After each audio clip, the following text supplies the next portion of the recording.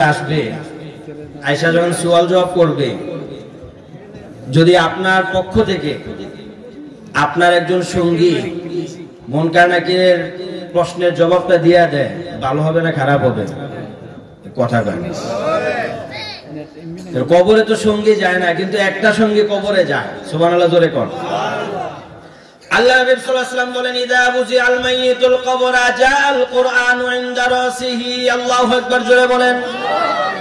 নবীজি বলেন, যখন মৃত ব্যক্তিকে কবরে রাখা হয় তখন কোরআনুল কারীম মৃত ব্যক্তির মাথার কাছ দিয়ে চলে আসে।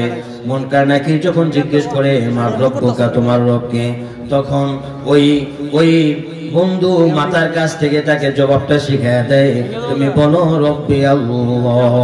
আল্লাহু আকবার জোরে বলেন।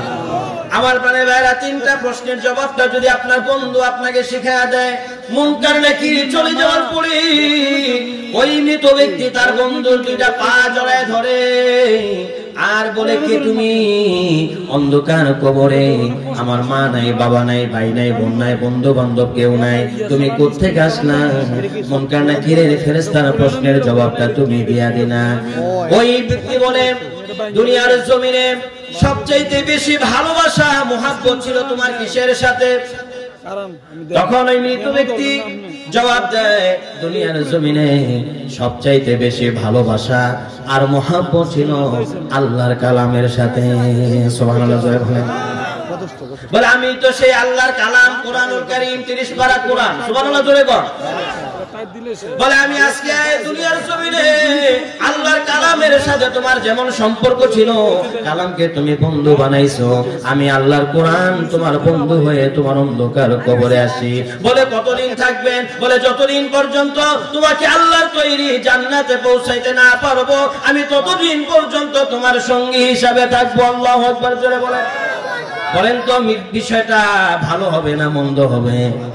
বলে, কোরআনুল কারীম আপনার আমার জন্য কবরের জীবনে আপনার আমার বন্ধু হয়ে যাবে যদি আল্লাহর কালামের সাথে দুনিয়ার জমিনে আমাদের সম্পর্ক হয়ে যায়।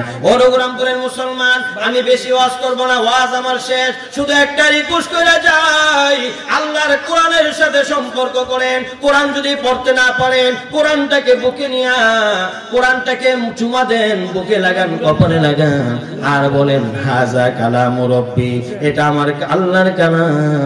যদিও পড়তে পারি না, আমি তেলাওয়াত শিখবো, আর কমসে কম কোরআনুল কারীমকে ধইরা মুহাব্বত প্রকাশ করতে পারবো। কথা বলেন ঠিক কিনা?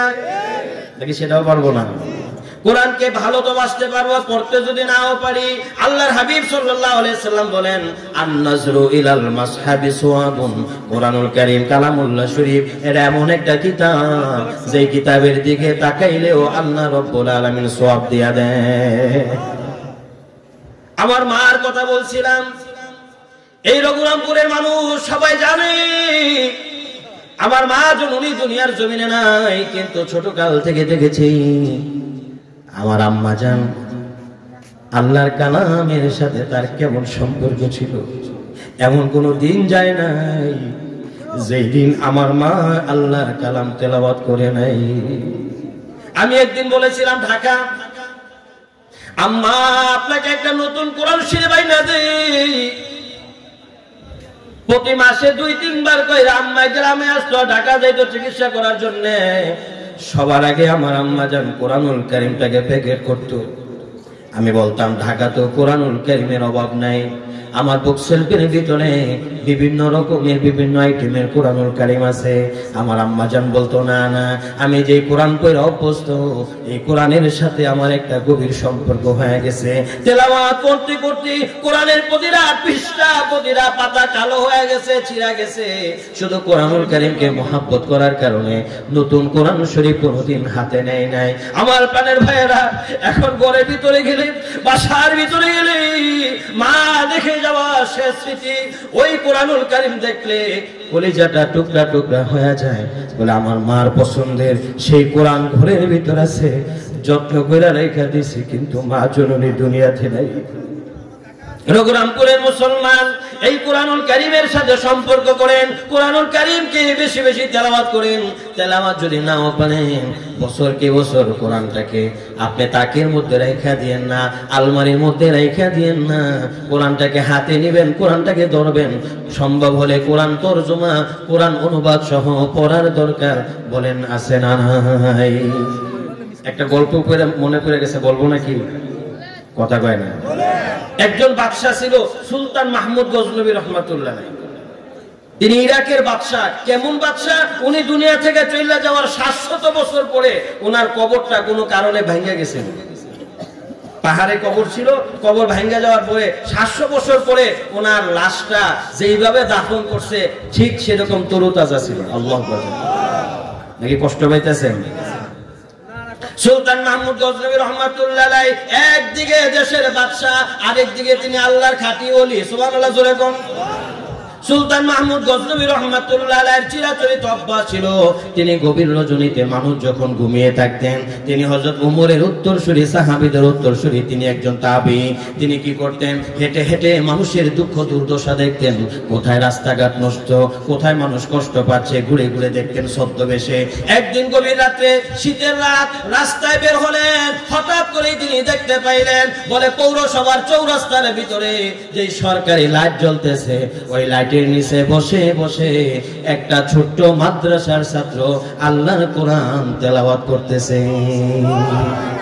সুলতান মাহমুদ গজনবী রহমাতুল্লাহ আলাইহি ঘোড়াটাকে থামাইলেন, ঘোড়া থেকে নামলেন, ওই বাচ্চাটার কাছে গেলেন, যাওয়ার পরে জিজ্ঞেস করলেন, ও ছোট্ট মিয়া, এই গভীর রজনীতে একা একা এই লাইটের নিচে কোরআন তেলাওয়াত করতেছো, কি হয়েছে তোমার? তোমার বাড়ি থেকে কোরআন তেলাওয়াত করার মতো কোনো জায়গা নাই। ওই ছেলেটা ভয় পেয়ে যায়, এত রাত্রে কে আমাকে ডিস্টার্ব করছে? সুলতান মাহমুদ গজনবী ছেলেটাকে অভয় দিয়ে বলেন, ভয় পাওয়ার কোনো কারণ নাই, আমি হলাম এই দেশের বাদশা সুলতান মাহমুদ গজনবী। আল্লাহু আকবার, জোরে বলেন। এই ছেলেটার ভয় কেটে গেল, চোখের পানি ছেড়ে দিয়েছে। আপনি যদি দেশের বাদশা হন, আপনার কাছে আমার মনের কথা বলা যায়, আমার মনের দুঃখ পৃথিবীর কেউ জানে না। বলে, আমার মা নাই, আমার বাবা নেই, আমি এতিম মানুষ, একটা মাদ্রাসার এতিমখানায় আমি লেখাপড়া করি, আমি হেফজ বিভাগে পড়ি। আমার সহপাঠীরা প্রতিদিন 2 পৃষ্ঠা করে সবক মুখস্থ করে, আমাকে 2 পৃষ্ঠা মুখস্থ করতে হয়, কিন্তু আমার মেধা বড় দুর্বল, আমি তো 2 পৃষ্ঠা সন্ধ্যার পরে 2 পৃষ্ঠা মুখস্থ করা আমার পক্ষে সম্ভব হয় না।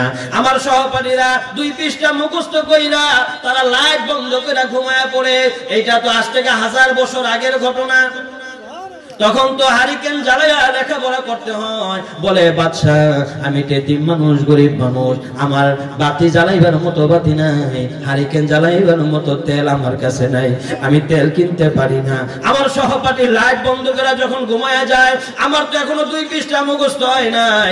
সকালবেলা ফজরের পরে যখন আমি সবক শোনাইতে যাব, 2 পৃষ্ঠা না পারলে হুজুর আমাকে মারধর করে। আমি কি করি? আমি প্রতিদিন আমার সহপাঠীরা যখন ঘুমিয়ে যায়, আমি ঘুমাই না, আমি এই চৌরাস্তার ভিতরে আসি, এখানে সরকারি লাইট জ্বলে, এখানে আলো পাওয়া যায়, আমি আলো নিচে আইসা আল্লাহর কোরআনুল কারীম মুখস্থ করি। সুবহানাল্লাহ।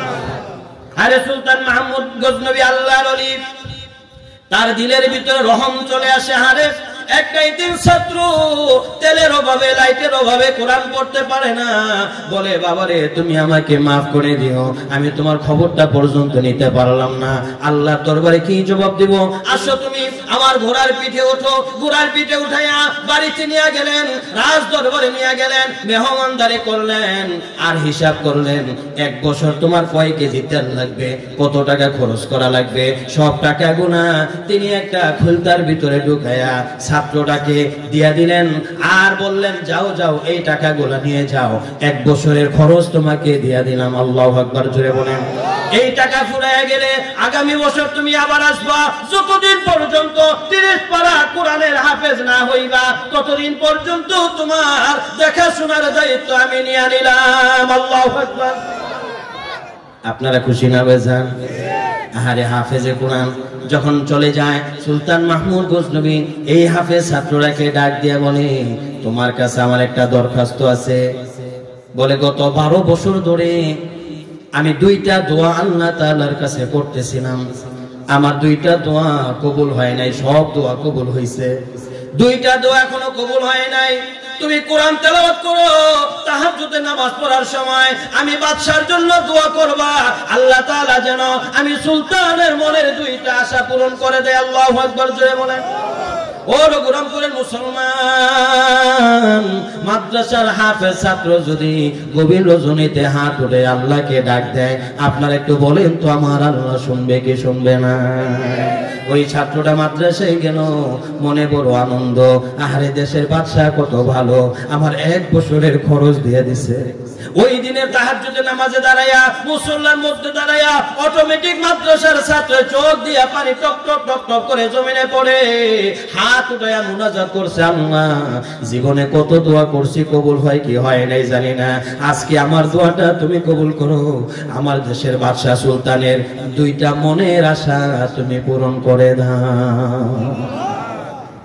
আমার ভাইরা, ঘটনা শর্টকাট করতেছি, আমার সময় শেষ।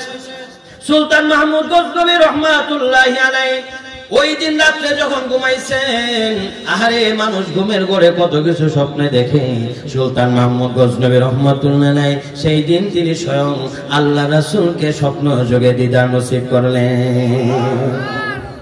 রাসূলুল্লাহকে দেখা সুলতান মাহমুদ গজনবী রাহমাতুল্লাহি আলাইহি পাগল হয়ে গেলেন, ডেকে বললেন, ওগো নবীজি, আমি 12 বছর ধরে মুনাজাত করতেছি, আল্লাহ তাআলা যেন আপনাকে আমার দিদার নসিব করে দেয়। ইয়া রাসূলুল্লাহ, 12 বছর ধরে দোয়া করতেছি, আমার দোয়া আল্লাহ কবুল করে নাই, আজকে বুঝি আল্লাহ তাআলা কবুল করছে গো নবীজি। তবে আমার আরেকটা স্বপ্ন আছে, একটা স্বপ্ন পুরো হইছে, সুবহানাল্লাহ কোন নাকি? আরেকটা স্বপ্ন আছে গো নবীজি। বলে, কি তোমার স্বপ্ন? বলে, আমি যখন দেশের বাদশা হইলাম, আমি ভাবতেছিলাম এই জমিনের সবচাইতে শ্রেষ্ঠ মানুষ কারা, তাদের খবর যদি, সংবাদ যদি আমি পাইতাম, তার জোতা সোজা কইরা তার খেদমত করতাম, এই জন্য এই দুনিয়ার মধ্যে সবচাইতে দামি মানুষ কারা আমার জানতে বড় ইচ্ছা হয়। আল্লাহ নবী সাল্লাল্লাহু আলাইহি সাল্লাম নিজেকে আর সামলাইতে পারলেন না, রাসূলুল্লাহর নুরানি চোখ দিয়া টপ টপ করে পানির ফোঁটা জমিনে পড়তেছে, আর ডাক দিয়া বলতেছে, ওরে দেশের বাদশা সুলতান, দেশ পরিচালনা করো, এতটুকু বুদ্ধি কি তোমার মাথায় নাই? বলে, 12 বছর ধরে যেই দোয়া তুমি করতেছো, দোয়া কবুল হয় না, তুমি কি বুঝতে পারো না আজকে তোমার মনের দুইটা আশা আল্লাহ তাআলা কেন পূরণ করছে? সুবহানাল্লাহ। জ্ঞানী যারা বুঝে তারা চোখের ইশারায় নির্ভুল দিকে বুঝাইতে কে পারে কোথা। সুলতান রে বুঝো নাই, আজকে যে আমি রহমাতুল লিল আলামিনের দিদার নসিব হইছে, কেন হইছে জানো নাই?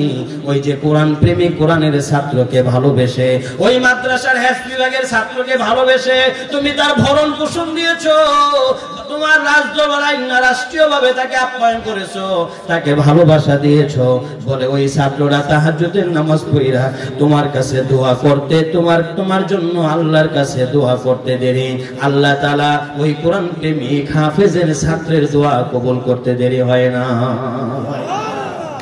হে সুলতান, তুমি কি জানো না, আমি বলেছিলাম খায়রুকুম মান তাআল্লামাল কুরআনা ওয়া আল্লামা, এই দুনিয়ার মধ্যে সবচাইতে শ্রেষ্ঠ মানুষ হলো তারা যারা নিজেরা কোরআন শিখে এবং অন্যকে শেখায়। সুবহানাল্লাহ জোরে কোন। বুখারী শরীফের হাদিস, যারা কোরআন শিখে এবং অন্যকে শেখায়, যারা কোরআন প্রেমিক, যারা কোরআনের ছাত্র, কোরআনের উস্তাদ, তারা হলো এই দুনিয়ার সবচাইতে শ্রেষ্ঠ মানুষ। সুবহানাল্লাহ বলবেন না? এই জন্য আমার প্রাণের ভাইয়েরা, রঘুরামপুরের আমার গ্রামবাসীরা, আফজালুজ যিকরি তিলাওয়াতুল কোরআন, সবচাইতে শ্রেষ্ঠ জিকির হলো আল্লাহর কালাম তেলাওয়াত করা। কথা কোন ঠিক কিনা? এটা হলো ইমানদার মুসলমানের 1 নাম্বার গুণ। ইমানদার মুসলমানের 2 নাম্বার গুণ হলো وَإِذَا تُلِيَتْ عَلَيْهِمْ آيَاتُهُ زَادَتْهُمْ إِيمَانًا, তাদের সামনে যখন আল্লাহর কালাম তেলাওয়াত করা হয়, কোরআনের তেলাওয়াত শুনলে তাদের ঈমানটা বেড়ে যায়। সুবহানাল্লাহ জোরে কোন। আপনাদের ঈমান বাড়ে না কমে? কথা কয় না? কোরআন তেলাওয়াত শুনলে ঈমান যদি বেড়ে যায়, ঈমানের ভিতরে যদি পরিবর্তন চলে আসে, মনে করবেন আপনি সাচ্চা মুমিন, না হলে মনে করবেন আপনি ভেজাল মুমিন। কথা কোন ঠিক কিনা? আমরা প্রকৃত মুমিন হতে চাই, আসল মুমিন হতে চাই। ভেজাল মুমিন আল্লাহ পছন্দ করে ইমানদার মুমিনের 3 নাম্বার গুণ হলো ওয়া আলা রাব্বিহিম ইয়াতাওয়াক্কালুন। ইমানদার মুমিন সব কাজে ভরসা করে কার উপরে? আরো জোরে বলেন, কার উপরে? আল্লাহর উপরে ভরসা করে। 4 নাম্বার গুণ হলো আল্লাযীনা ইউকিমুনাস সালাতা।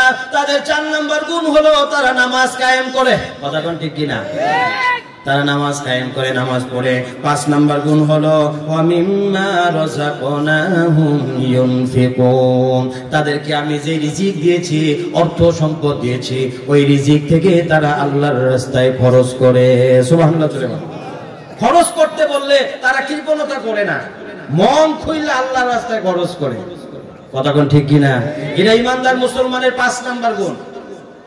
আল্লাহ নবী সাল্লাল্লাহু আলাইহি ওয়াসাল্লাম বলেন ইত্তাকিন নারা ওয়ালাউ বিশাক্কি তামারাতিন। খরচ করতে অনেক টাকা লাগে না, টাকার পাহাড় হওয়া লাগে না। আল্লাহ রাসূল বলেন ইত্তাকিন নার, জাহান্নামের আগুন থেকে বাঁচো, ওয়ালাউ বিশাক্কি তামারাতিন। যদি খেজুরের একটা বিচির পরিমাণ দান করে হলেও তুমি জাহান্নামের আগুন থেকে নিজেকে বাঁচাও। সুবহানাল্লাহ। খেজুরের বিচি একটা এত বড় না? হে ঘুমাইতেছেন কি? এত বড় না? পিচ্ছি নাকি? বলে খেজুরের দানা পরিমাণ, বিচি পরিমাণ দান করে হলেও তুমি জাহান্নামের আগুন থেকে নিজেকে বাঁচাও। আল্লাহ নবী সাল্লাল্লাহু আলাইহি ওয়াসাল্লাম বলেন তোমরা দান সদকাকে, নেকের কাজকে ছোট মনে করো না। নেকের কাজের ভিতরে কেউ যদি শুধু মুখে একটু বলে তোমরা নেক কাজ করো, ফাবি কালিমাতিন তাইয়্যিবাতিন, যদি সম্পদ না থাকে, অর্থ না থাকে, তাহলে ফাবি কালিমাতিন তাইয়্যিবাতিন, একটা ভালো কথা বলে হলেও তুমি দ্বীনের কাজে সহযোগিতা করো। সুবহানাল্লাহ। জোরে করো। একটা তোমার সম্পদ নাই, অর্থ নাই, দান করার কিছু নাই, একটা ভালো কথা দিয়া হলেও তুমি দ্বীনের কাজে সহযোগিতা করো। মসজিদ বানানোর দরকার, হ্যাঁ মসজিদটা হোক, এটা হওয়ার দরকার। এই যে এত লোক বললেন এটাও সদকা। সুবহানাল্লাহ। জোরে কর।